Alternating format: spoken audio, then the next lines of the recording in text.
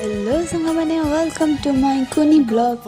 आम टे आसलु बारियाडे काम थिला काम सारिकी घरे पहुँचला बेलू वर्षा एत जोरे छुटिला जे वर्षा एत जोरे छुटिला जे घर बाहरी हेलानी।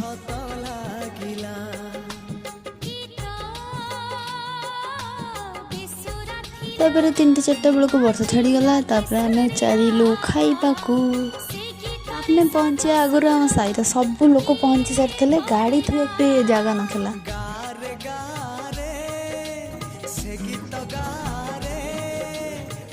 एमती मुझे कहती आम आसिया आगुरी समस्ते पलि आसी तो बस खाया स्टार्ट भी करदे।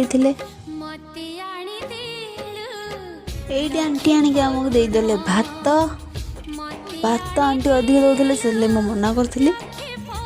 भात पर आम स्पेशल डाली भात डाली पर आम ए खाइया को लगिलु लंका लेंबू सहित।